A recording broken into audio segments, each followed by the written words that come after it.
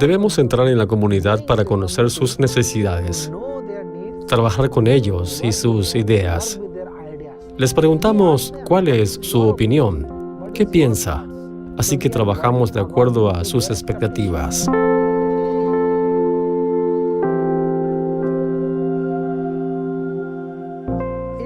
Me apasiona trabajar para Cristo. He visto y conocido el sacrificio que hizo Cristo al morir por nosotros. Nos dio gracia y por eso decidí convertirme en pionero para ser su obrero.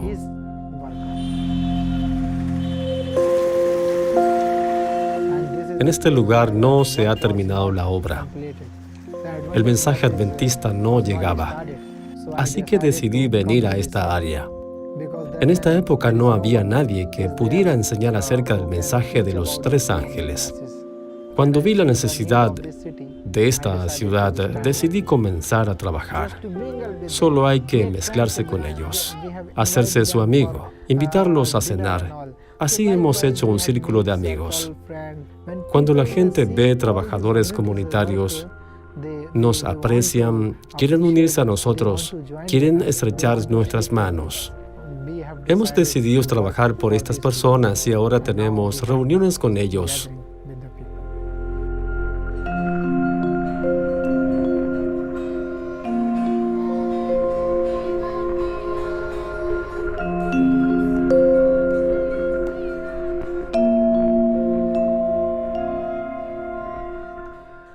Y también este centro de influencia que anhelábamos por mucho tiempo. Señor, danos un lugar. Finalmente, lo recibimos. Las personas vienen aquí a adquirir conocimiento religioso, información básica. Este lugar realmente es un centro de influencia para mucha gente que se queda cerca de la ciudad. Cuando trabajamos lo hacemos solo para el Señor, no por dinero ni otras cosas. Las personas han visto el genuino amor y fidelidad de Cristo. Por eso les gusta. También les gustan las enseñanzas. Estamos enseñando y tocando la vida de muchas personas. He visto que no soy yo, ni mi trabajo, ni mi propio esfuerzo. Es el Espíritu Santo. Es Dios trabajando detrás y delante nuestro. Me siento muy feliz. Doy gracias a Dios. Él aún me guía.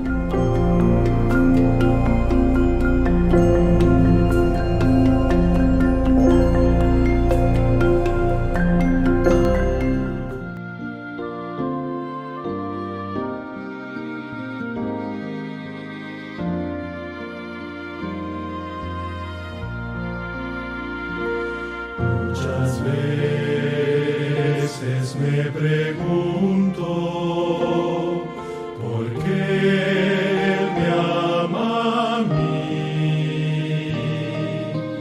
Tantas veces yo fallé, sin embargo me ama.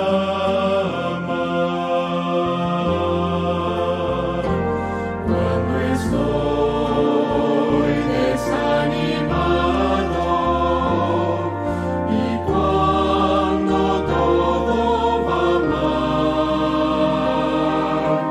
Cristo viene a mi lado y me da su paz.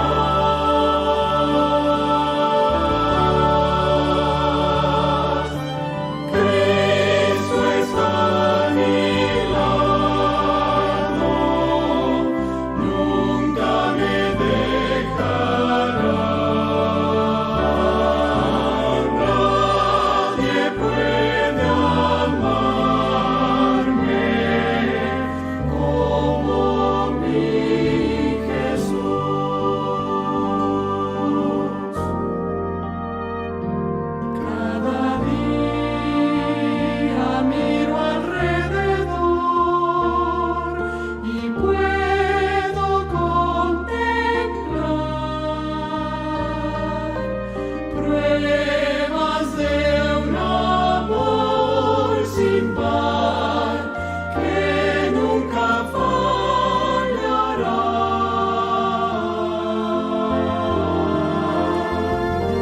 Su palabra me revela milagros de gran poder, y de todos el más grande es su amor por mí.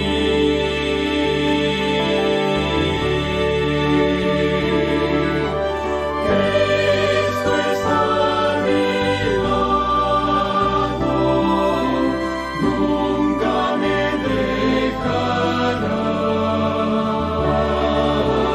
Nadie puede amarme como mi Jesús.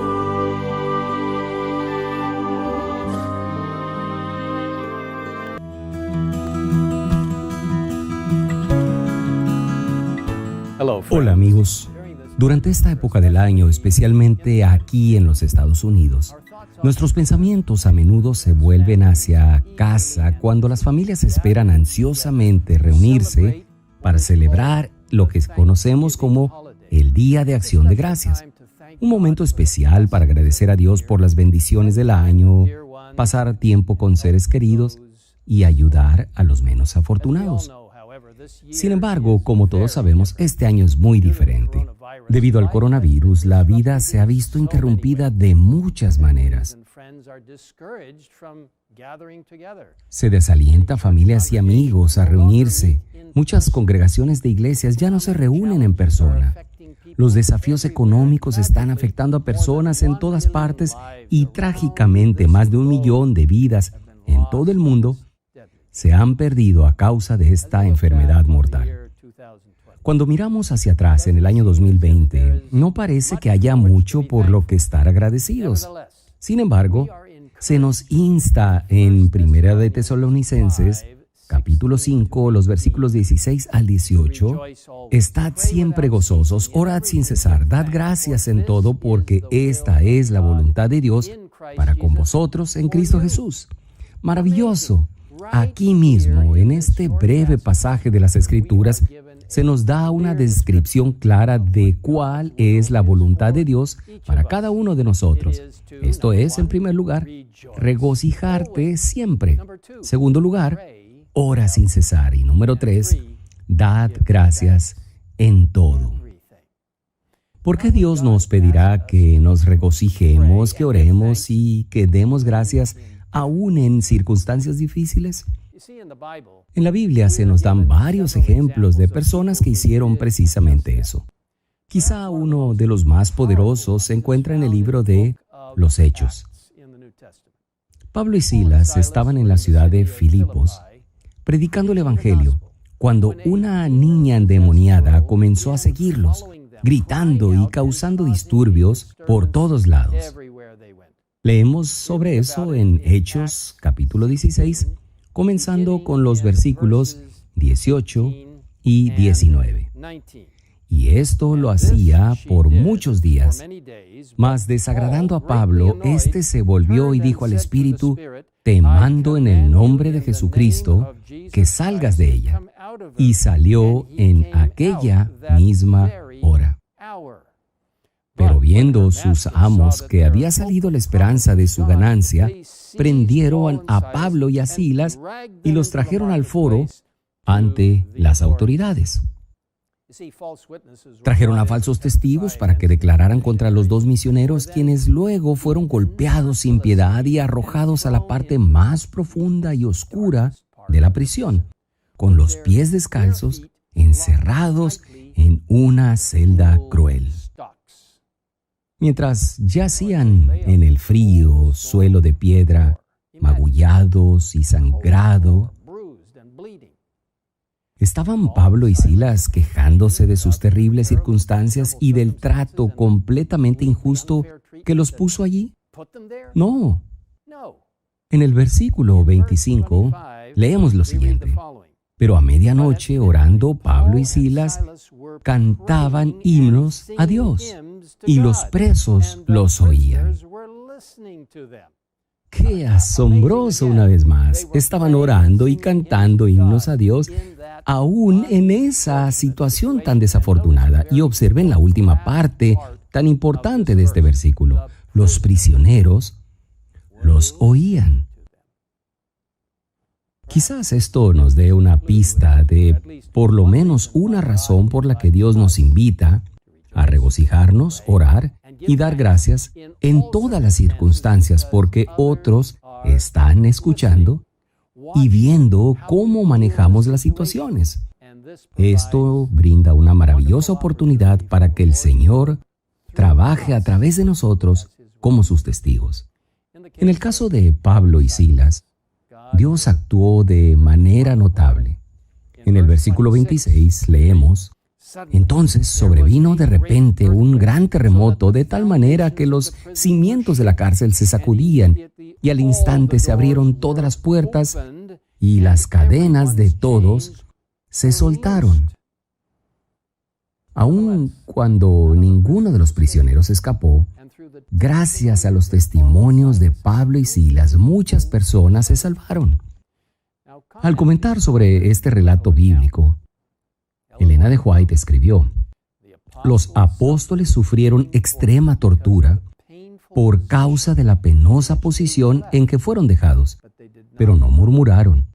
En vez de eso, en la completa oscuridad y desolación de la mazmorra, se animaron el uno al otro con palabras de oración, cantando alabanzas a Dios por haber sido hallados dignos de sufrir oprobio por su causa. Sus corazones estaban alentados por un profundo y ferviente amor hacia la causa de su Redentor. Con asombro, los otros presos oyeron las oraciones y los cantos que salían de la cárcel interior. Habían estado acostumbrados a oír gritos y gemidos, maldiciones y juramentos, pero nunca antes habían oído palabras de oración y alabanza subir de aquella lóbrega celda. Los guardianes y los presos se maravillaban y se preguntaban quiénes podían ser estos hombres que, sufriendo frío, hambre y tortura, podían, sin embargo, regocijarse. Amigos, qué ejemplo tan increíble y hermoso es este. Toca mi corazón. No importa las dificultades que enfrentemos, con Dios como nuestro Salvador tenemos toda la razón para estar siempre gozosos, orad sin cesar, dad gracias en todo, porque esta es la voluntad de Dios para con vosotros en Cristo Jesús. Vamos a orar juntos. Padre Celestial, te agradecemos que nos hayas traído hasta aquí. Sabemos que muchas personas en todo el mundo se enfrentan a situaciones inusuales. Enfermedad, deterioro económico y desafíos en la familia. Señor, por favor, acércate a cada uno. Ayúdanos a recordar que incluso en algunas de las situaciones más serias, incluso en la persecución religiosa y todo tipo de dificultades que enfrenta tu iglesia, nosotros como creyentes, tus seguidores, tus hijos, podemos orar y cantar y regocijarnos, porque estamos conectados contigo. Gracias por escucharnos y por bendecir a cada persona, aún en las circunstancias más extremas. Ayúdanos a mantener la vista fija en ti y al mirar hacia el futuro sabemos que nos enfrentaremos a más desafíos, porque se acerca el fin del mundo. Pero te damos gracias por la esperanza que tenemos en que Jesús pronto regresará y por el hecho de que estará con nosotros hasta el fin de los tiempos. En el nombre de Jesús te lo pedimos. Amén.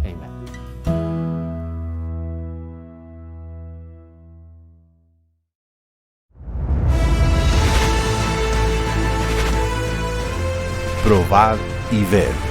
Historia de hoy. Sartén contaminada. Mira esto, está listo para recogerlo, está hermoso. Es una buena siembra, mira. Sí.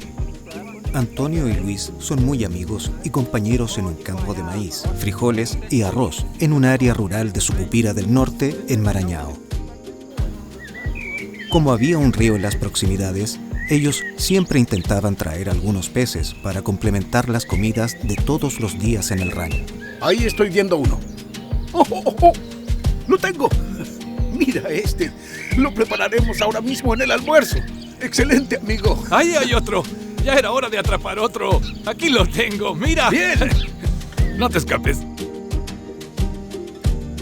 La amistad entre los dos solo crecía y todo parecía ir bien en aquella relación.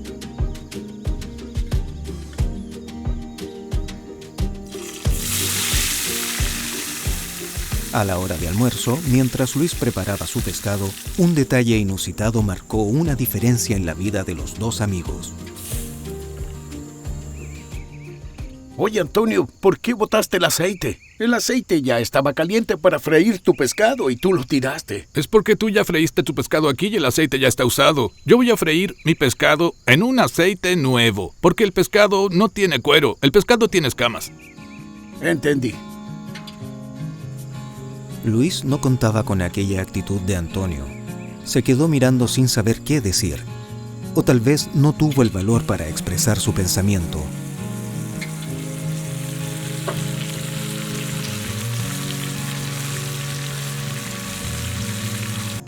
Un día, mientras Antonio y su esposa Francisca alimentaban a las gallinas del huerto de la casa, la esposa de Luis apareció para conversar. ¿Cómo está usted? Muy bien. ¡Qué bueno!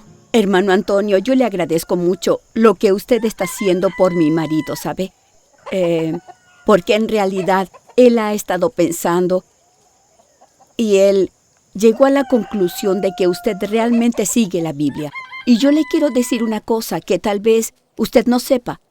Mi marido es un ex-adventista y yo he hecho mi parte.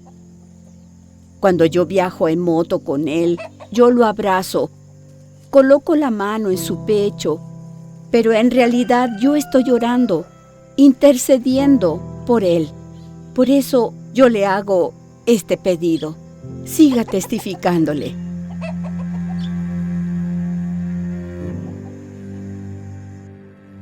En la misma época, Antonio recibió la visita del pastor Mauro, quien le hizo una invitación.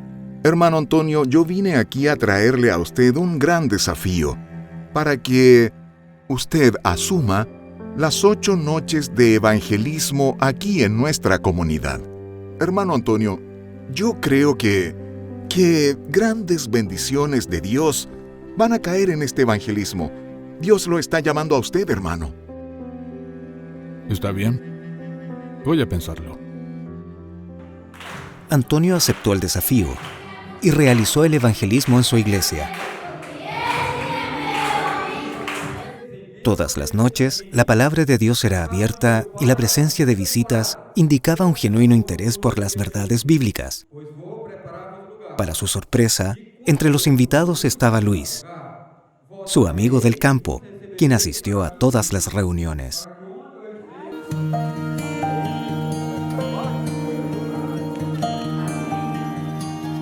La historia de estos dos amigos nos revela el valor de una buena amistad. Antes de abrir la palabra de Dios a alguien, es importante que demostremos amor y un interés sincero por esa persona. Queridos amigos, el mejor método de evangelismo es la amistad unida a un buen testimonio. Fue así que yo fui rescatado y todos pueden participar del evangelismo de la amistad. Probad y ved. Y ahora los invito a este momento especial de adoración a través de los diezmos y las ofrendas. Que Dios les bendiga.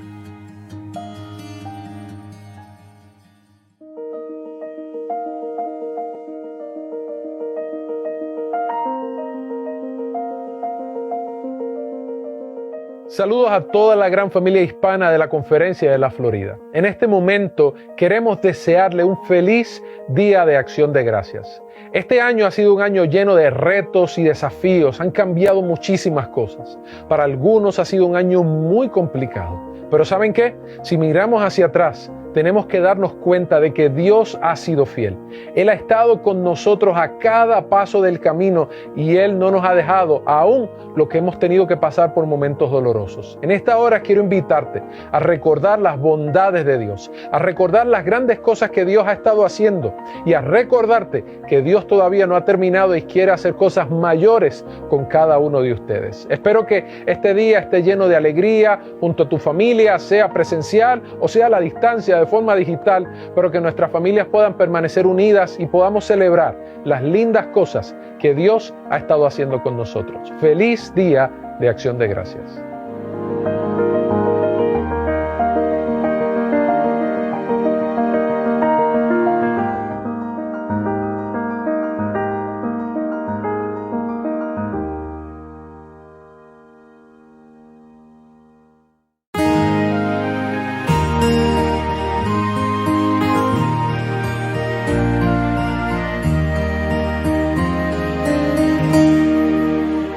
Nos reunimos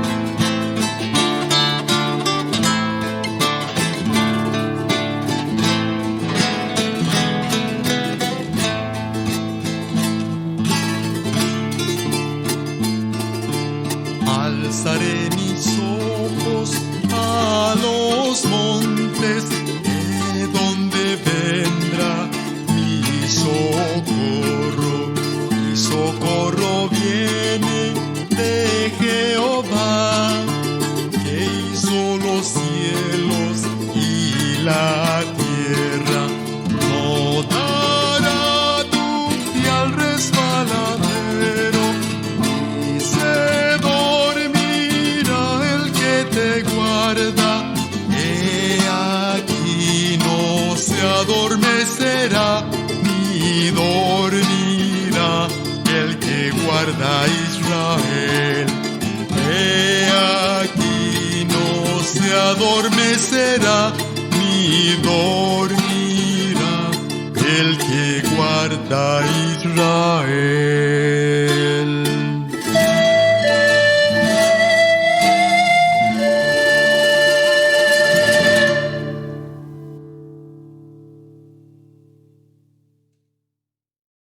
Les invito a inclinar el rostro para hablar con Dios antes de abrir la palabra. Santo Padre que moras en los cielos, gracias por recibir nuestra alabanza. Gracias por estar disponible ahora que tu pueblo te está adorando. Te ofrecemos nuestro corazón con humildad. Es todo lo que tenemos para darte, pero yo sé que tú aprecias ese ofrecimiento como el especial tesoro que hoy, un día tan especial como hoy, tu día santo, puedas recibir de nuestra parte. Gracias, Señor, porque también nos vas a hablar ahora a través de tu palabra. Te ruego, Señor, que esa palabra penetre en nuestra vida, llegue a nuestro corazón, nos haga nuevas criaturas en Cristo Jesús con el poder del Espíritu Santo. Por el bendito nombre de Jesús lo pedimos todo. Amén. Estimada iglesia presente, los que nos están acompañando a través de las redes sociales, es un gusto hoy abrir la palabra de Dios. Vamos a hablar un poco acerca de la relación que existe entre el cristiano y el compromiso. Uno de los peligros más grandes que existe en la vida cristiana, y quiero que presten bien atención a esto que les voy a decir porque a veces nos confundimos. La vida cristiana fluye y suceden cosas que muchas veces no entendemos. Y me gustaría que hoy pudiéramos entender al menos este mensaje, hacerlo nuestro, realmente recapacitar en el lugar donde estamos, en la experiencia cristiana y lo que Dios espera de nosotros. Sobre todo aquellos hermanos que han sido recién bautizados, que hay muchos de ellos acá presentes, bienvenidos también.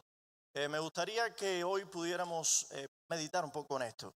Uno de los peligros más grandes que hay en la vida cristiana es suponer que la esencia del cristianismo es tener un día un encuentro con Cristo Jesús, verlo, sentir por Él, levantar las manos y de todo corazón, con toda sinceridad, decir: Señor, Señor, me entrego a ti. Bautizarse y Dios hace el resto. Y eso sí es cierto, pero no es lo único. Falta algo. La vida cristiana no consiste solamente en decir Señor, Señor, sinceramente, entregarse a Cristo Jesús y bautizarse. Hay algo más que hay que hacer. Hay que comprometerse.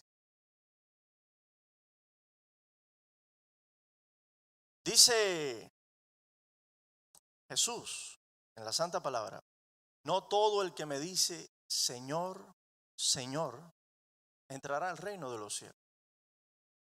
Otra vez dijo: ¿por qué dicen todos ustedes Señor, Señor y no hacen lo que yo digo que hay que hacer? O sea que no basta solamente con tener emociones, no basta solamente con tomar decisiones, hay que asumir compromiso. Hay estadísticas que dicen que cuando una persona llega a la iglesia y se va, casi siempre es porque, dicen las estadísticas, porque no recibió calor en la iglesia donde comenzó. Dicen las estadísticas que generalmente es que no se les dio suficientes estudios bíblicos, que la semilla no prendió, no echó raíces. Dicen que tal vez es porque alguien en la iglesia, ese hermano recién bautizado que lleva poco tiempo en los caminos del Señor, ese saludo no le dio esa confraternidad que él necesitaba. Tal vez el pastor no hizo las llamadas que había que hacer, etcétera, etcétera, etcétera. Y todo eso puede ser que sea cierto. Pero también dicen las estadísticas que la mayor razón por la que una persona que en algún momento de su vida tuvo un encuentro con Jesús, levantó sus manos al cielo y con sinceridad dijo Señor, Señor, y se bautizó, poco tiempo se va de la iglesia, fue porque nunca se comprometió. Fíjate bien, quiero que me sigas acá. Yo no te estoy hablando de que lo que hizo no sirvió. Sí, sus emociones fueron sinceras, sus decisiones fueron genuinas, pero faltó el compromiso. Es más, posiblemente ni tan siquiera estas personas que se van rápidamente luego del bautismo, se van de la iglesia, posiblemente se van porque nunca en la vida supieron que había que comprometerse. Y repito lo que les dije hace un minuto. La vida cristiana no se compone solamente de emociones. Señor. La vida cristiana no se compone solamente de decisiones, aunque sean tomadas sinceramente. Señor, te seguiré donde quiera que vaya. Señor, yo no te voy a negar, aunque todos te negaren. Decisiones. La vida cristiana también se compone de compromiso. Sobre todo de compromiso. ¿De dónde saca eso usted? Hay muchas citas bíblicas que me pueden afirmar esto que estoy diciendo, pero les voy a mencionar solamente una. ¿Recuerdan la historia del hijo pródigo?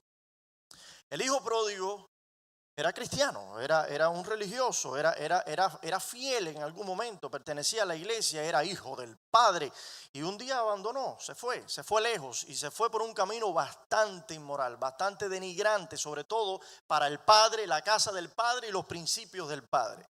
Se fue a apacentar cerdos, su vida fue un total desastre. Y allí en el abismo de la desesperación y la desgracia, un día el hijo pródigo dijo, tú me vas a responder ahora qué fue eso. Me levantaré e iré a mi padre y le diré, Padre, aquí estoy, recíbeme al menos como uno de tus empleados. ¿Qué cosa es eso? Decisión, ¿sí o no? Una decisión. Lo movió la emoción. Su corazón fue tocado, el Espíritu Santo lo sacudió y le dijo, mira, estás mal, necesitas regresar a la casa del Padre. Él entendió todo lo que estaba sucediendo y decidió regresar. Y cuando regresa a la casa del Padre esperando al menos ser un empleado, el Padre le dijo, no, nada de empleado, tú eres mi hijo y la forma que tengo para demostrártelo es la siguiente, dame acá tu mano. Y cuando le dio la mano, le puso aquí en este dedo el anillo. Ahí lo dice la Biblia, le puso el anillo. ¿Qué significa ese anillo? Ese anillo significa dos cosas. Número uno, significa que el padre lo estaba restituyendo nuevamente como hijo. Y número dos, que a veces eso lo pasamos por alto, que ahora con ese anillo, él estaba nuevamente comprometiéndose con el padre, con la casa de su padre, y con los bienes e intereses de la casa del Padre. Lo que sucede es que muchas veces nos encanta solamente la parte de la restitución, pero olvidamos la parte del compromiso.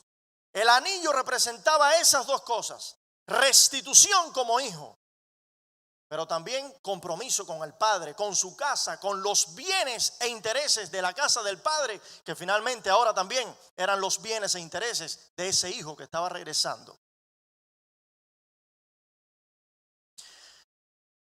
El día que tú te bautizaste pudo haber sido hace 6 meses, 1 mes, 2 semanas, 2 años o 40 años. El día que tú te bautizaste, el Señor te dijo ahí en la pila bautismal, extiéndeme acá tu mano. Y puso aquí en tu dedo un anillo con el que te estaba diciendo, con este bautismo, yo te estoy restituyendo como hijo.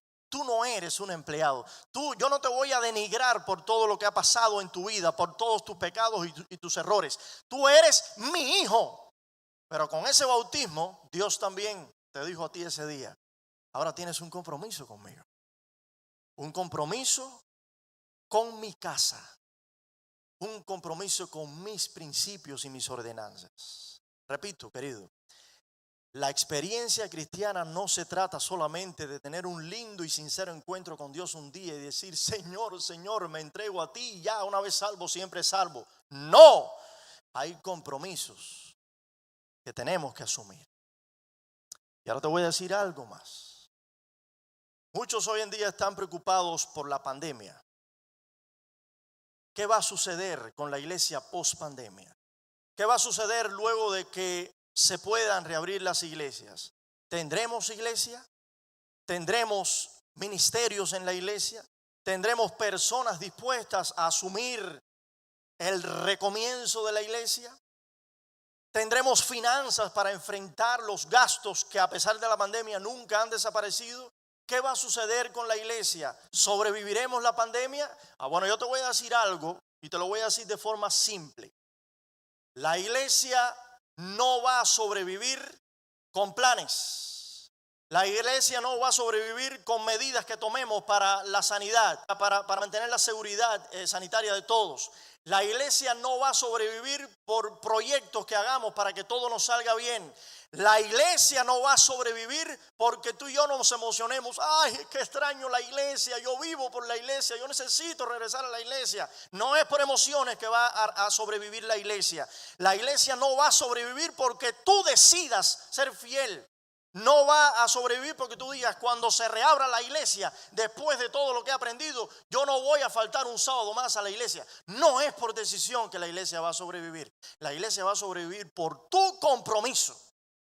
Compromiso es lo que Dios está buscando. La Biblia está llena de personas que tomaron decisiones y decisiones a la hora de la verdad fallaron porque faltó el compromiso. Dicho esto, me gustaría hablarles en esta mañana acerca de la relación que existe entre el cristiano y el compromiso. Y quiero mencionar entre los tantos compromisos que tú y yo asumimos con Dios cuando regresamos a Él diciendo, Señor, Señor. Quiero solamente mencionar 3 compromisos que van, escúchame bien, a sostener la iglesia viva. Vamos a hablar de 3 compromisos directamente relacionados entre nosotros, los miembros de iglesia, y nuestra iglesia.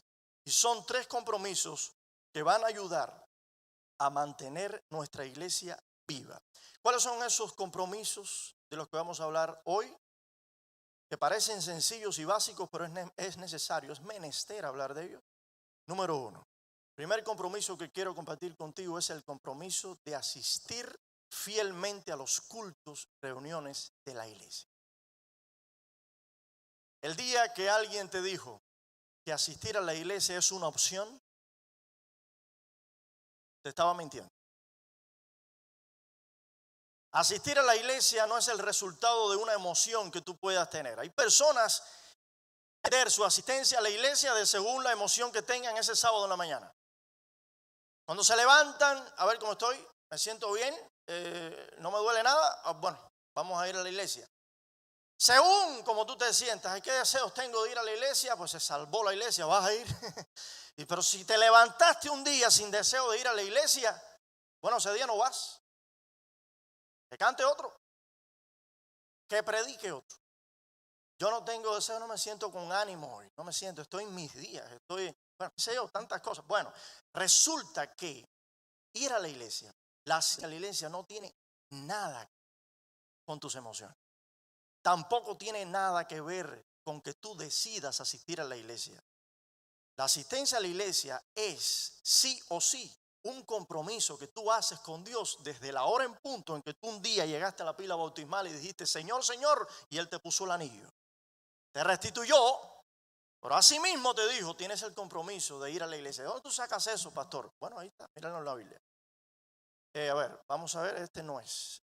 Tenemos una cita acá, Hebreos 10. Pásamelo para atrás ahí, por favor, porque esto se trabó. Parece que esto no tiene el compromiso de cooperar hoy. Dice Hebreos, la epístola del apóstol Pablo a los Hebreos. A ver si pudiera salir en la pantalla para no tener que buscarlo en la Biblia. Te lo voy a parafrasear. Dice así.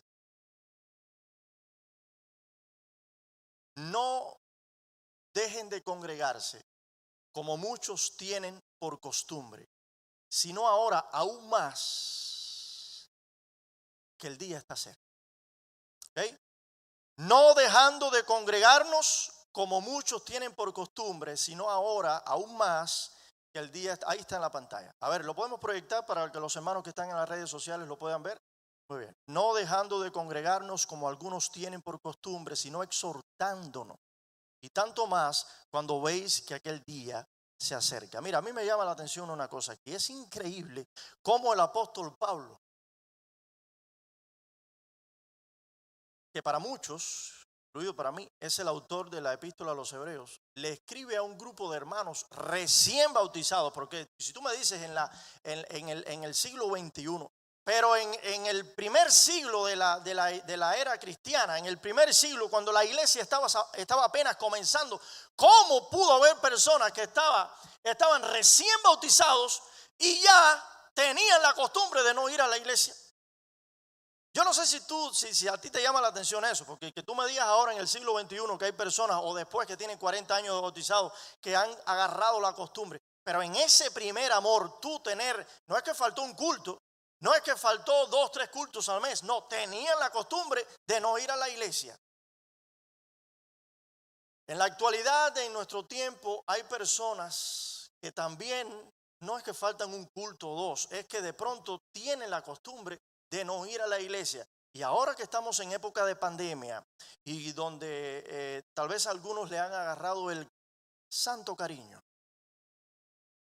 de compartir la experiencia y la adoración sentado en la comodidad de su casa y no venir a la iglesia, tengo que darte una mala noticia. Posiblemente eso se acabe. No escucho el amén, pero es para decir amén. Porque lo que Dios quiere es que tú y yo nos congreguemos. Es bíblico. ¿Tú sabes por qué? Número 1, porque en la iglesia donde se reúnen 2 o 3 en el nombre de Dios, ahí está Él.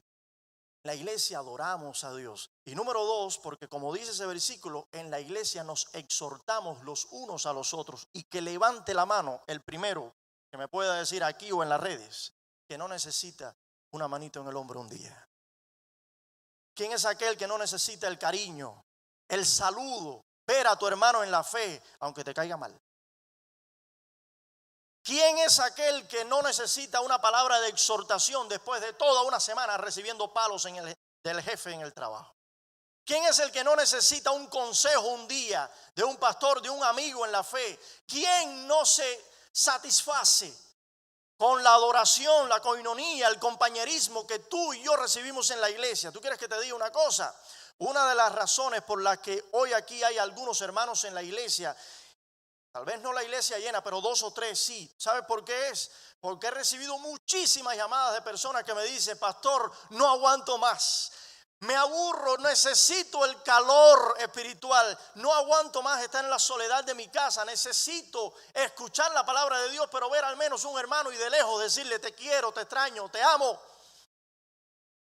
Extraño hasta discutir contigo. Pero en la iglesia nos juntamos para exhortarnos los unos a los otros. Y te voy a decir algo. Fíjate cómo el texto dice: aún más ahora, mientras el día se acerca.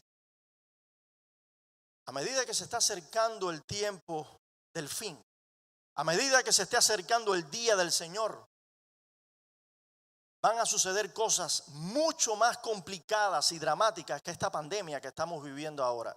Yo no sé si tú lo crees o no. Yo no quiero ser negativo. Me gusta ser optimista, predicar bendición, prosperidad. La mano de Dios siempre estará con nosotros, pero también es bíblico que el mundo se pondrá de mal en peor. ¿Sí o no? ¿Lo dice la Biblia o no? O sea que esto de pandemia y de COVID y toda esa serie de cosas y de iglesias semiabiertas es principio de dolores. Y si ahora, cuando estamos con los de a pie, necesitamos exhortación los unos a los otros, ¿cómo será cuando lleguen los de a caballo? Por eso necesitamos congregar. Y congregarte en la iglesia no es una opción, no es una decisión. Congregarte es un compromiso que tú tienes con Dios y con su casa, con la casa del Padre, una vez que regresas a Él, una vez que Él te pone el anillo. Si alguien me pidiera mi definición de miembro de iglesia en relación a los cultos de la iglesia, yo le pudiera decir de esta forma: un miembro de iglesia es aquel, un cristiano es aquel que se reúne en la iglesia, se reúne para adorar y exhortar y se dispersa para testificar. A ver, voy a repetirlo. Quiero que lo fijes, Un miembro de iglesia es aquel que se reúne para adorar y exhortar y se dispersa para testificar. Ahora piensa en esto. ¿Qué es lo que tú haces cuando te reúnes? ¿Y qué es lo que haces cuando te dispersas? Este orden hay que velarlo muy bien guardado. Hay que prestarle mucha atención, porque muchos de los fracasos de muchos cristianos, muchos de los fracasos de muchos adventistas del séptimo día está justamente en que viran el orden de esto que les acabé de decir. El cristiano genuino, el cristiano que va por una vía positiva y de crecimiento espiritual, se reúne con los demás hermanos para adorar y exhortarse los unos a los otros, y cuando se dispersa es para testificar. Ahora, cuando tú haces lo contrario, ahí viene el problema. La inmensa mayoría de las personas que se dispersan para adorar, cuando se reúnen, no es para testificar. Se reúnen para juzgar, se reúnen para criticar, se reúnen para cualquier cosa menos hacer algo positivo o digamos, edificar la iglesia. ¿Para qué te reúnes y para qué te dispersas? Hay un grave peligro en decir que tú no necesitas la iglesia para buscar a Dios. Hay un grave peligro en decir que tú no necesitas la iglesia para escuchar un buen mensaje, que tú lo puedes escuchar solito, sentado frente a la computadora o el televisor de tu casa. No, ahora porque hay pandemia. Pero cuando se abra la iglesia, recuerda, tú necesitas, número uno. Número dos, tú estás comprometido con la iglesia. Aquí en la iglesia nos reunimos para exhortar y para crecer. Nos dispersamos para testificar. Haz lo contrario, te convertirás en un fanático. No dejando de congregarnos. Primer compromiso. Vamos al segundo compromiso. El segundo compromiso se los voy a leer acá también en la epístola del apóstol Pablo a los Hebreos. Y dice así, Hebreos capítulo 12, versículo 14. Seguid la paz con todos y la santidad, sin la cual nadie verá al Señor. Todos nosotros tenemos el santo compromiso ante Dios y ante la iglesia de mantener aquí en la iglesia la unidad, la paz, el amor y el buen espíritu. ¿Escucharon bien? Todos nosotros, los miembros de la iglesia adventista del séptimo día de Fort Myers, tenemos el compromiso. No es una opción. A ver, yo no le estoy diciendo a ver si ustedes quieren, no, es un compromiso de todos velar porque aquí en la iglesia haya unidad, haya paz, haya un buen ambiente, un buen espíritu, haya compañerismo, exista amor mutuo. Eso es responsabilidad de todos. Hay iglesias que cuando tú entras y apenas estás entrando por el lobby, desde que tú entras, tú ya estás notando si estás entrando al conflicto de los siglos o estás entrando al deseado de toda la gente. Desde que entras, nadie tiene que hablar, no tiene que predicar el pastor, no tiene que suceder nada. Ahí y ya tú sabes a qué libro entraste. O al conflicto de los siglos o al deseado de toda la gente. Entras a la iglesia y de pronto, nada más de entrar, tú sientes el aire pesado. Tú sientes un ambiente complicado. Tú ves que alguien de pronto te pasó por el lado y ni tan siquiera notó tu existencia. La gente te mira de mala cara y tú dices, pero si es primera vez que yo vengo a este lugar, ¿por qué tienen ese prejuicio conmigo? No, no es contigo, pero hay un ambiente pesado. Como también te digo que hay muchísimas iglesias y nada más que entras a la iglesia, tú dices, wow, yo me quiero quedar aquí. Ahora te pregunto, ¿quién es el responsable de que suceda eso en la iglesia? ¿Dios? ¿El Espíritu Santo? ¿El pastor de la iglesia? Pudiéramos decir que sí, es importante, pero todos nosotros somos los principales responsables de que aquí en la iglesia haya un ambiente de paz, amor, unidad y armonía. Todos nosotros somos los responsables. Es un compromiso de todos. Cuando tú abres en la Biblia ahí las epístolas de Pablo, tú vas a ver muchas veces en las epístolas de Pablo que se repite esta frase, unos a los otros, los unos a los otros. Amaos los unos a los otros, exhortaos los unos a los otros, servir los unos a los otros, edificaos los unos a los otros. Todo, cada vez que tú buscas ahí la concordancia, cada vez que tú veas que en la Biblia dice los unos a los otros, eso es un compromiso que tú tienes aquí en la iglesia. Servir los unos a los otros, amar, orar, testificar, ministrar. Hay gente que cree que la función de ministrar a los hermanos, hacer una llamadita, visitar el hospital, es la función del pastor. Para eso le pagan. La iglesia donde los hermanos de la congregación esperan que el pastor sea el que haga eso solamente porque para eso le pagan, es una iglesia mediocre, hermano. Tú quieres una iglesia excepcional. Compromete que ese versículo de Hebreos 12:14 no está para el pastor de la iglesia ni para los ancianos solamente, está para todos. Y es ni tan siquiera una opción, es un compromiso que tú y yo tenemos cuando venimos acá a la iglesia. Ahora sí vamos a poner una cita acá del gran predicador Spurgeon.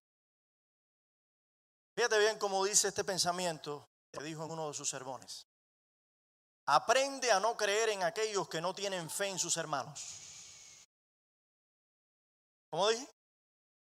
Aprende a no creer en aquellos que no tienen fe en sus hermanos. Cuando tú veas a alguien que viene donde ti, donde estás tú, a decirte algo de un hermano, lo que sea, porque no tiene fe en él, para decirlo lindo, sospecha de eso. No creas en eso. Sospecha de aquellos que te inducirían a sospechar de otros. Sé incrédulo ante todos los escándalos. Eso haría mucho para reducir los daños. Mira, hay personas que tienen el don del tiquitiqui. ¿Sabe qué es el tiquitiqui? En mi país se dice cuando... Y el dime, el que te dijo, ¿te fijaste? Fíjate lo que dijo, lo dijo por mí, no, lo dijo por ti. ¿Y qué pasó que fulanito? Mira qué vestido, mira que la forma en que se vistió, el canto se desafinó y el tiquitiqui. Y te voy a decir, es verdad que hay personas que lo encuentran entretenido, pero no edifica. Y tú no, así como tú no puedes evitar que la cizaña crezca al lado del trigo, tú no puedes evitar que en la iglesia al menos un día exista un tiquitiqui. Pero el día que ocurra, haz esto que te dijo este señor. De aquellos que te inducen a sospechar de otros. Sé incrédulo cuando algunas personas vienen a hablarte de los hermanos. No creas en todo lo que te dicen, porque generalmente la gente exagera y le pone a algo que no es en realidad tan dramático. Eso va a ayudar a reducir los daños. ¿Los daños de quién? ¿Los daños de quién? Los daños que puede sufrir la iglesia y los daños que tú mismo puedes sufrir. Porque cuando la iglesia sufre un daño, adivina quién se daña también.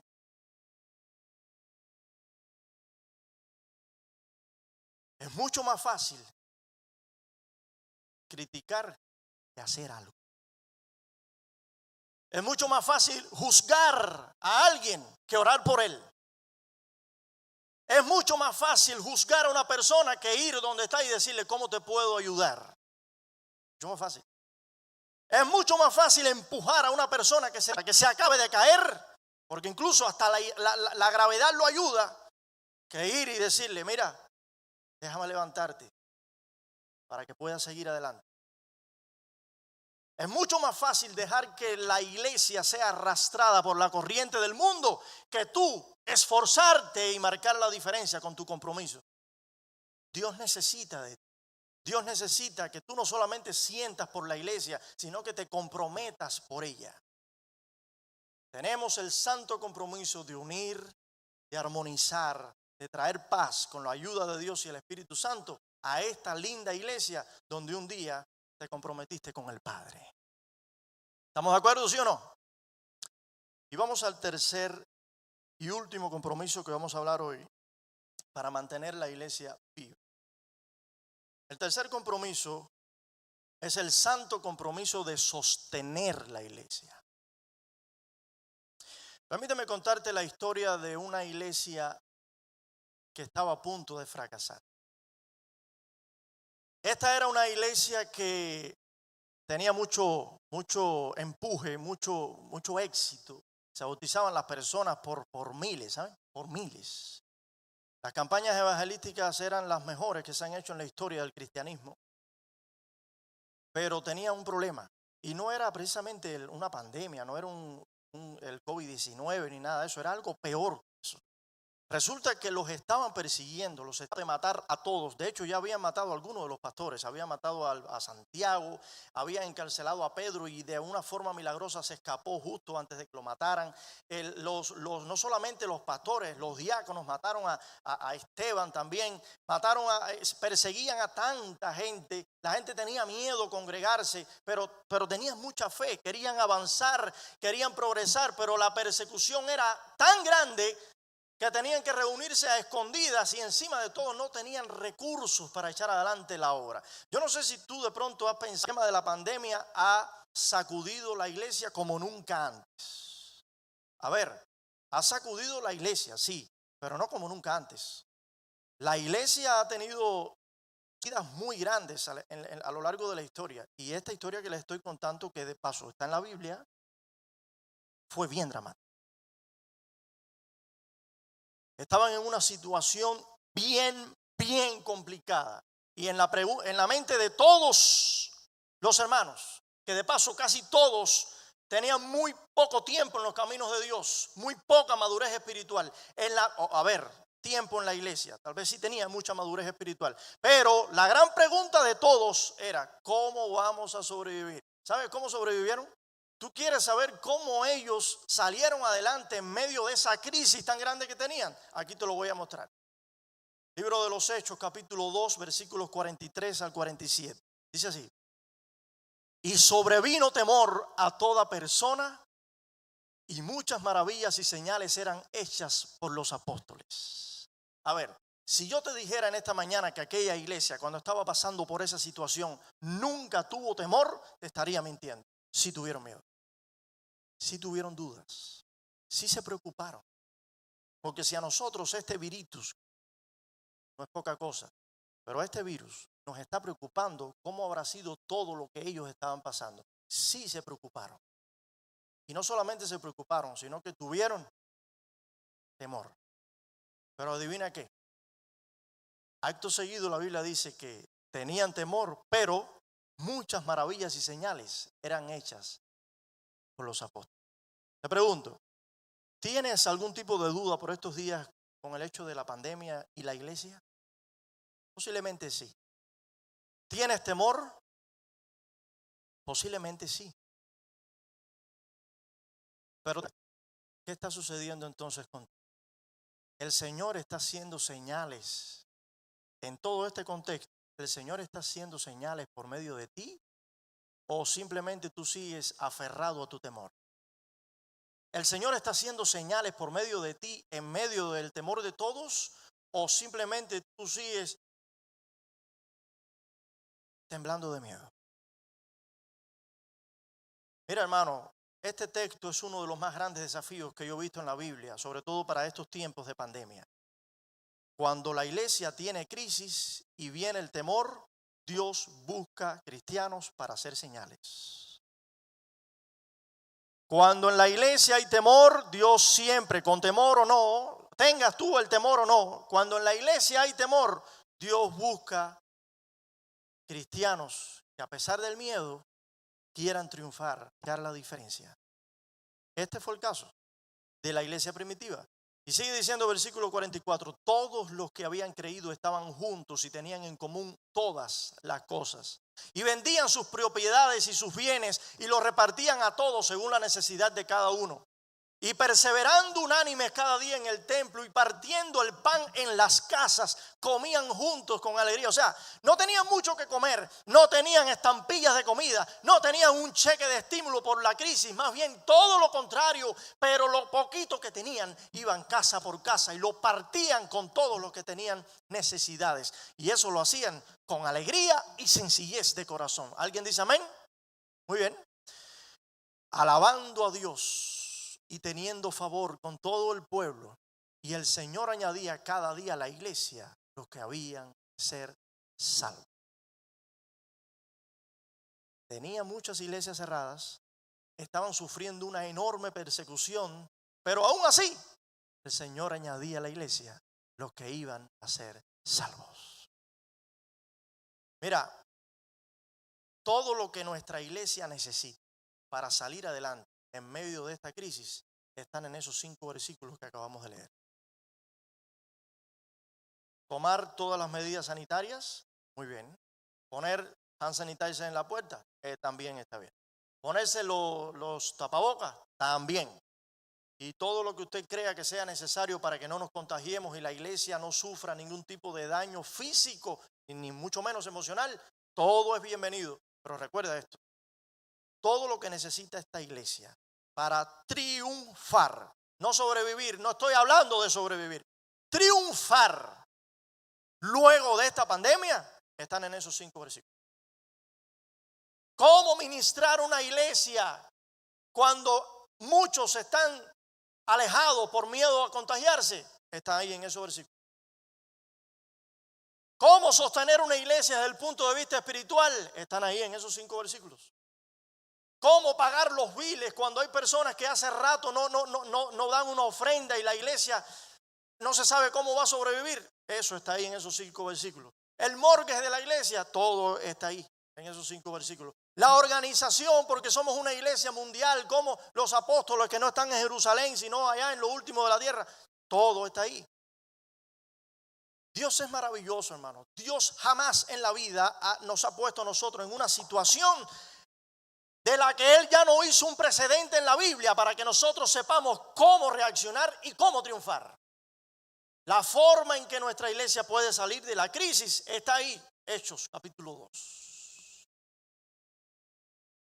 Pero me llama la atención un personaje en específico, y esto está en el capítulo 4 de Hechos. Hay un señor llamado Bernabé. Bueno, al menos le decían Bernabé. Creo que se llamaba José, pero le decían Bernabé. Y todos le conocen por Bernabé en la Biblia. Resulta que este señor estuvo entre muchos de los que vendieron sus propiedades para que la iglesia pudiera sobrevivir la crisis. Y yo estoy seguro que ahora mismo tú ahí detrás de tu tapabocas puedes estar diciendo, wow, increíble, vender una propiedad para que la iglesia sobreviva la crisis. Pero no, para que sigas asombrando. La propiedad que este señor vendió para que la iglesia sobreviviera a la crisis no fue cualquier propiedad. ¿Tú sabes qué propiedad fue la que Bernabé vendió? Y todo eso está en el capítulo 4 de Hechos. La propiedad que Bernabé vendió era una propiedad que tenía en Chipre. ¿Tú sabes dónde está Chipre? ¿Chipre? ¿Dónde está Chipre? Chipre es una isla en el Mediterráneo. Así que vamos a enunciar el asunto bien. Una propiedad en una isla del Mediterráneo. No estoy hablando de una propiedad en Lijay, ni aquí en Caicora, ni en Fomay, que no es poca cosa, pero si me dan la del Mediterráneo, yo creo que es mejor, ¿verdad? ¿Tú has oído hablar alguna vez de Santorini? Santorini, el sueño de muchos románticos, y veo caras sonrientes a pesar de las máscaras. Santorini. Bueno, Chipre está al ladito de Santorini, cerquita ahí.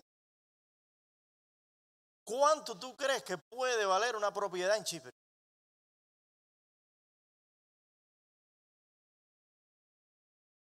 Si ahora vale una fortuna, puedes estar seguro que también en los tiempos de Bernabé y la iglesia primitiva también valía una fortuna. También. Y es muy probable, la Biblia no lo dice, a mí no me hagas caso, pero a mí me da por suponer que Bernabé también tenía otras propiedades. Tenía la de Chipre y tenía la de allá, la del campo, tenía la de allá de no sé qué lugar. Pero cuando él fue a vender una propiedad para ponerla a los pies de Dios y su iglesia, para que su iglesia saliera adelante de la crisis, la propiedad que vendió no fue la del campo, fue la de Chipre.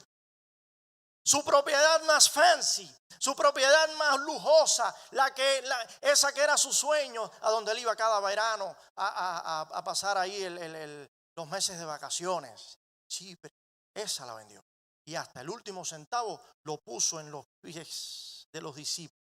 Lo puso a los pies de Cristo Jesús, a los pies de la iglesia.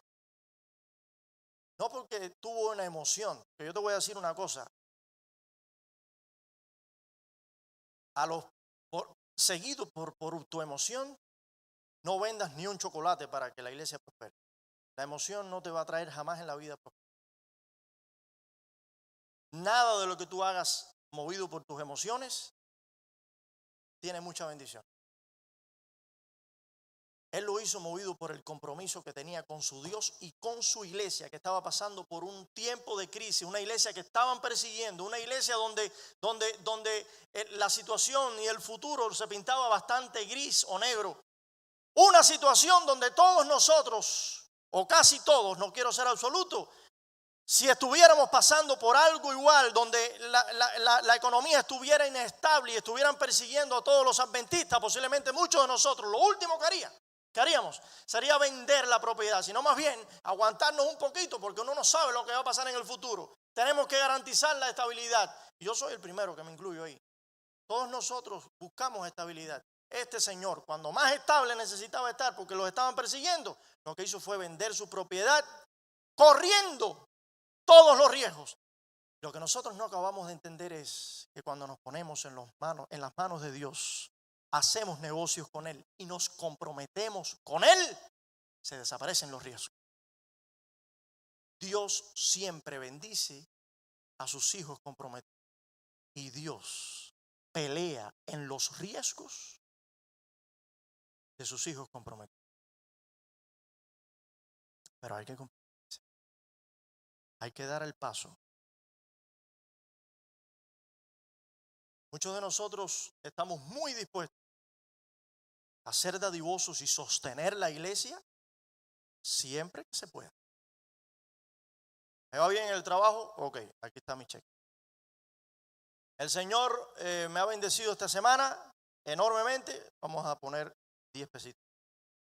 Me cayó un proyecto ahí que todavía no he cobrado el primer cheque, pero bueno, pinta bueno. Gracias, Señor. Una ofrenda de agradecimiento. Todo eso está bien. El asunto es qué hacer cuando te están persiguiendo, cuando estás en riesgo de perderlo todo, incluso, sobre todo, perder tu futuro, el de tu familia. La inestabilidad no existe en tu vida. ¿Qué hacer en ese momento? ¿Te aferrarás a lo que tienes o te aferras al compromiso que tienes con tu Dios? Y más que el compromiso, te aferras a tu Dios. ¿Qué haces? Justo cuando la iglesia tiene crisis, es que se necesitan los Bernabés. Justo cuando en la iglesia comienzan a florecer las necesidades, las incertidumbres. Justo cuando en la mente de muchos de los miembros de la iglesia comienza a aparecer la duda y el temor, tal y como dice Hechos 2, ahí es donde se necesitan personas comprometidas. ¿Qué sentido tiene que a la hora de la verdad tu compromiso se vaya por el retrete? ¿Qué sentido tiene que cuando más la iglesia necesita de tu compromiso, a esa hora tú dices que no puedes? Porque no sé qué es lo que va a pasar en el futuro, porque me ha bajado un poco el trabajo, porque la crisis, porque no tienes. No es cuestión de que a ver si me siento en posición de dar. Hay personas que creen que la dadivosidad con Dios y con la iglesia es basada en las emociones, como si fuese la bolsa de valores. A ver cómo están las ¿cómo se dice eso? Los stocks, ¿no? A ver cómo están. Si están en alza, ahora sí, bueno, vamos a dar una ofrendita. Pero ahora que están bajando, hay que aguantarse. Porque uno nunca sabe. ¿Quién ha dicho que la iglesia es la bolsa de valores? Y Wall Street. El compromiso que tú tienes con Dios está. Y hay que asumirlo. Porque la vida cristiana no es decir Señor, Señor y tomar decisiones para cuando se pueda. No, no, son compromisos. Y la única forma humana que tiene la iglesia de sobrevivir la crisis es cuando tú y yo asumimos nuestros compromisos cuando llega el momento de dificultad. Qué triste es que cuando más la iglesia lo necesita, se desaparezca nuestro compromiso. Qué triste es que en el mundo en el que vivimos, responsabilidad y compromiso son dos palabras en peligro de extinción. No hay forma humana de que la iglesia pueda sobrevivir esta crisis, ni las que vienen, si a la hora de la verdad tú y yo hacemos como la avestruz y metemos la cabeza en un hueco. ¿Dónde está el compromiso? Esta iglesia no va a sobrevivir por emocioncitas. Esta iglesia no va a sobrevivir con proyecticos y planes y con hand sanitizer en la puerta. La iglesia sobrevive cuando nos comprometemos con Dios. No tienes que vender tu propiedad en Chipre, pero comprométete. Eso es lo que la iglesia necesita. Eso es lo que va a garantizar que cuando se abran nuevamente las puertas tengamos un líder de conquistadores, tengamos un anciano, tengamos un maestro.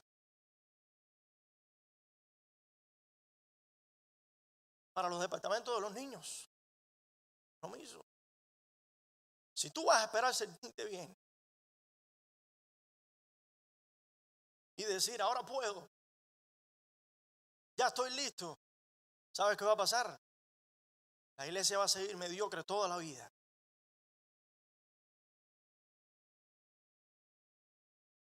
Dios ha levantado mucho esta iglesia para ahora, cuando mucha de nosotros se desaparezca nuestro compromiso. Jesús lo tenía bien claro.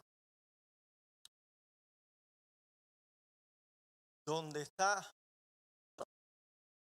ahí está nuestro tesoro. Cada vez que yo miro la iglesia y siento que falta algo,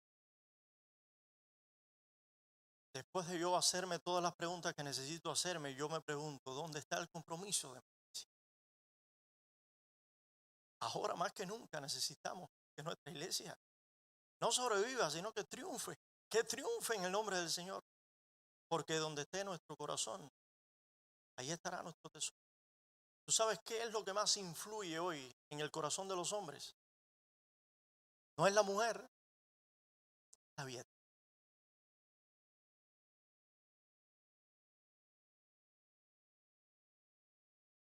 Qué triste es que a veces la codicia, el orgullo o incluso hasta el temor le ganen la batalla al compromiso. Qué triste. Por eso es que una de las más grandes formas de tú medir cómo está tu relación y compromiso con Dios, una de las más grandes formas que tú tienes de saber tú, no el pastor ni otra persona, una de las más grandes formas que tú tienes de saber dónde tú tienes tu mirada, son si estás aferrado más a las cosas de este mundo que a Dios y a su iglesia. Es saber cuán dispuesto y comprometido estás en sostener esta iglesia.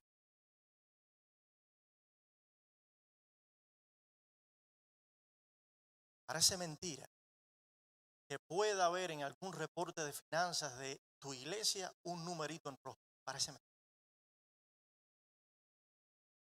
Es un compromiso que tenemos. Y no un compromiso porque tengo que hacerlo, sino porque tú amas a tu Dios o no. Amas a tu iglesia.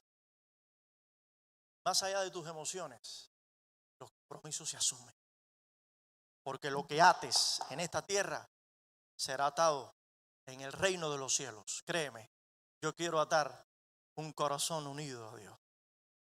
¿Lo quieres tú también? Hay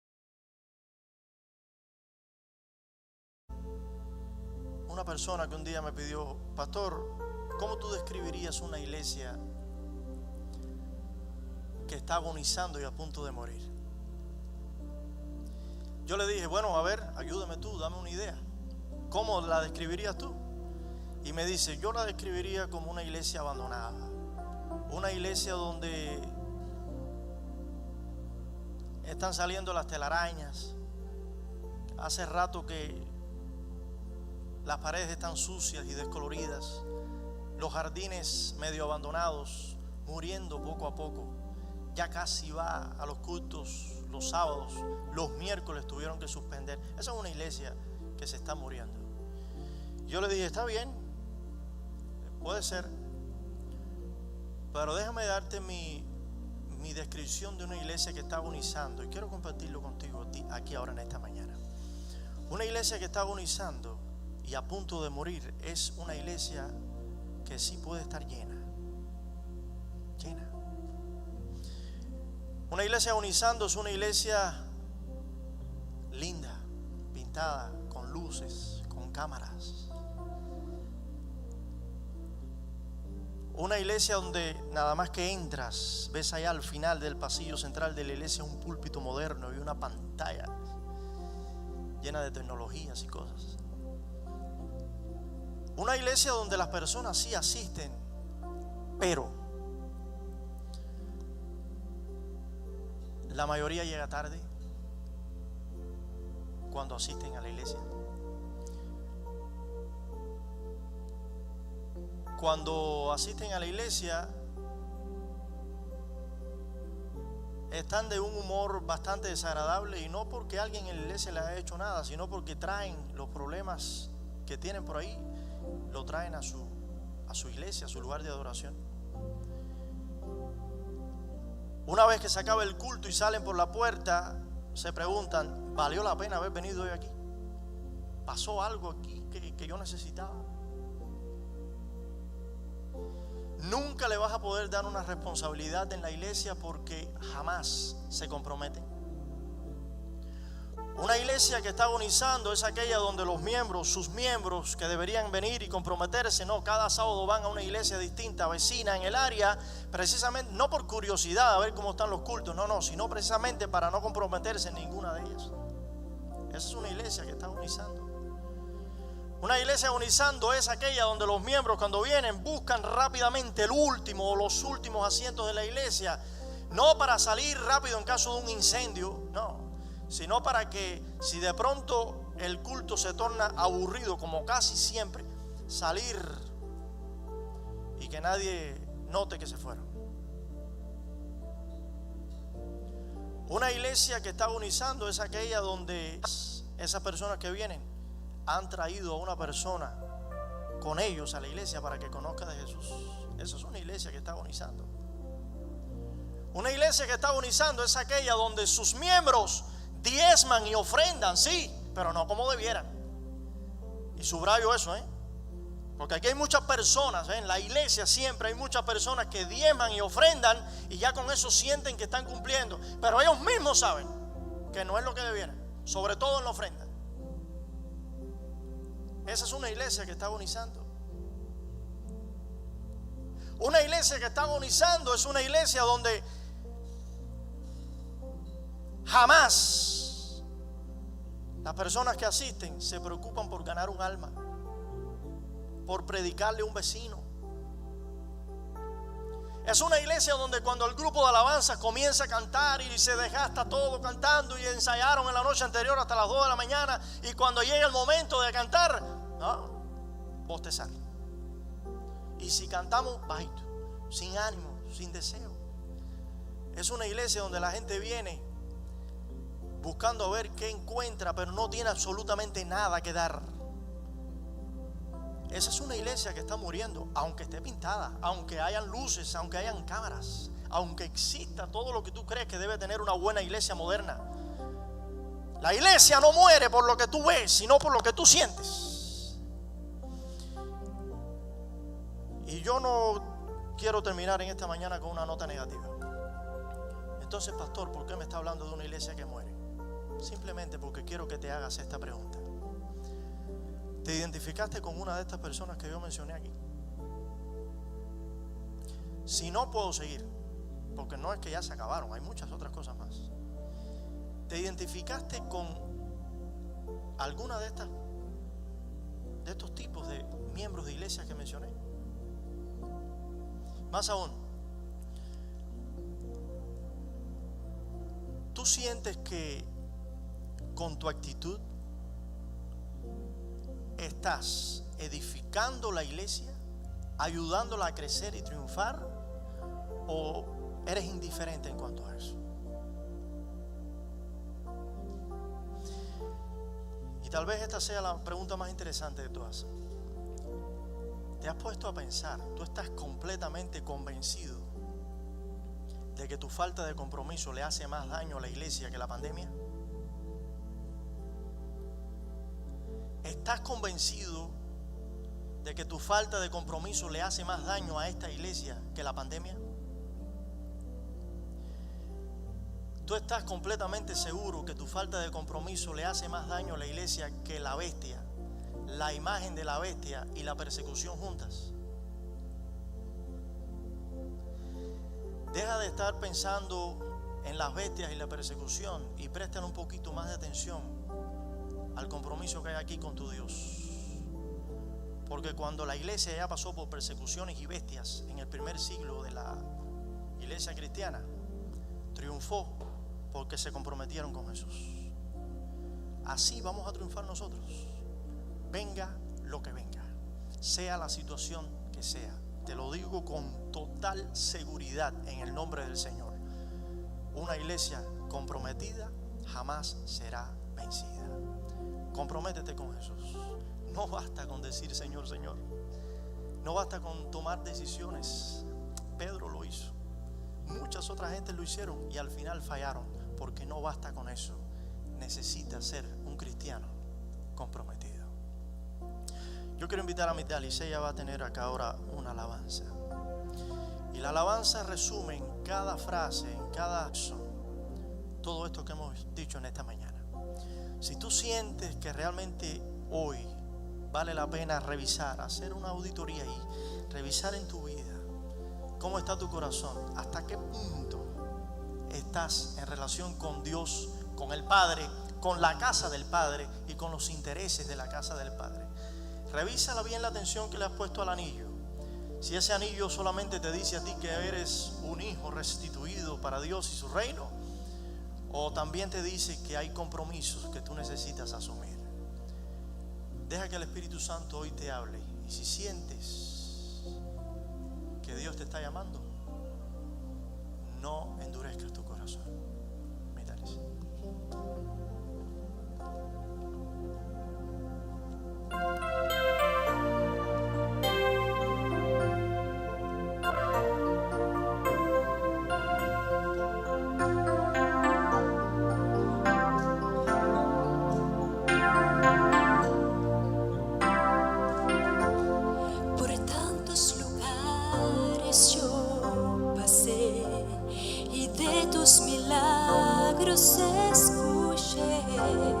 Hasta que un día te encontré y en tu presencia descansé. Mis sueños quería alcanzar, me diste valor para luchar, y aunque otros en mí no creían, viste tú lo mejor que había en mí. Entrego a ti toda mi vida, Señor. Entrego todo hoy. ¿Cómo vivir sin tu amor? Entrego mi ser, haz de mí un vaso nuevo. Quiebra el molde en mi interior.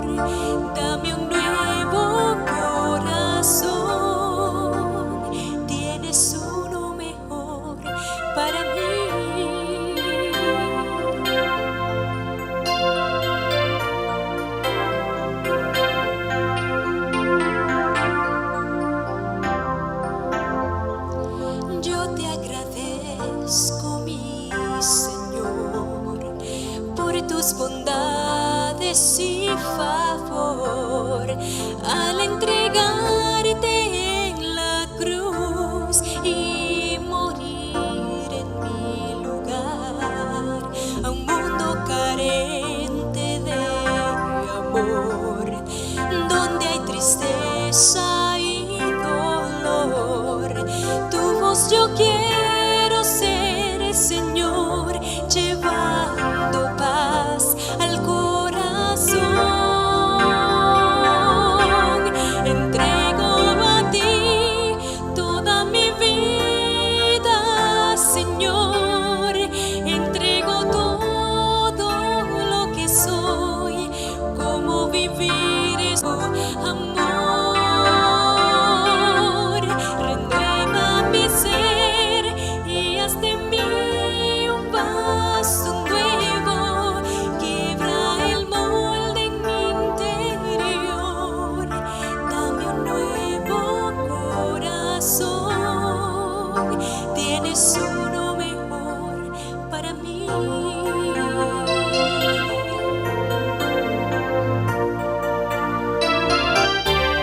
Entrego a ti toda mi vida, Señor. Entrego todo lo que soy, cómo vivir sin tu amor. Renueva mi ser y haz de mí un vaso nuevo. Quiebra el molde en mi interior. Dame un nuevo corazón. Tienes uno mejor para mí. Sé que tienes uno mejor para mí.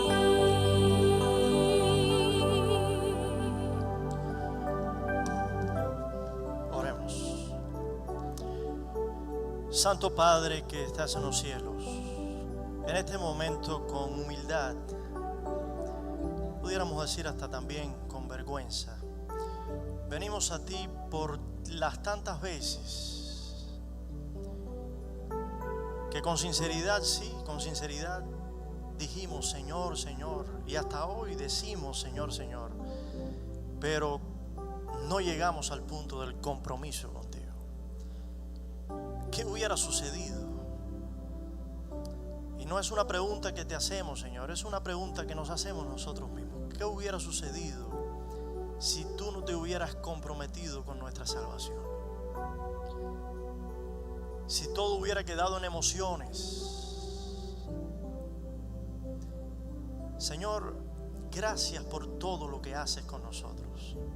Porque aun cuando necesitamos de ti en cosas simples en la vida, ahí también haces un compromiso con nosotros. Tus promesas son fieles y verdaderas. Jamás nos ha fallado.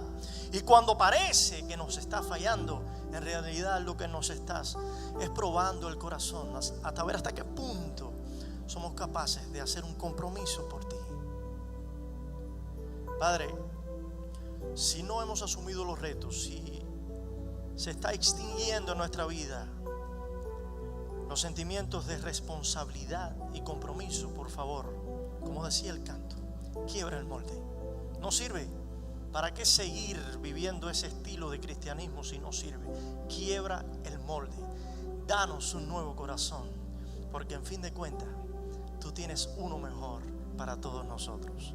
Hoy salimos de este santo lugar sensibles a tu voz, sensibles al toque del Espíritu Santo y esperando solamente que tú muestres el camino para nosotros, con compromiso, decir: henos aquí, envíanos a nosotros. Bendice a esta iglesia, bendice a todos los que están también aquí en esta iglesia virtual y que hoy hemos tenido un lindo encuentro contigo. Llénanos de tu paz y tu bendición ahora y siempre, en el nombre de Jesús. Amén.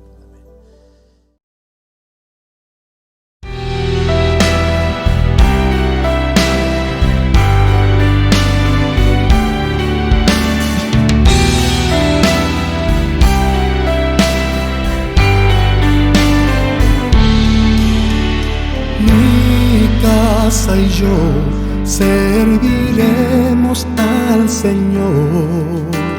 Mi casa y yo alabaremos su amado nombre. No hay que dudar que Él nos ha llamado, solo avanzar hacia la meta sin dudar. El hogar es el templo, la escuela el sustento de nuestra fe. El hogar es promesa cumplida, es la prolongación de la vida. Mi casa y yo le serviremos, no es negociable esta decisión. Mi casa y yo todo debemos a Dios eterno nuestro Señor. Mi casa y yo fieles seremos a los principios de su ley. Serviremos al Rey. Mi casa y yo.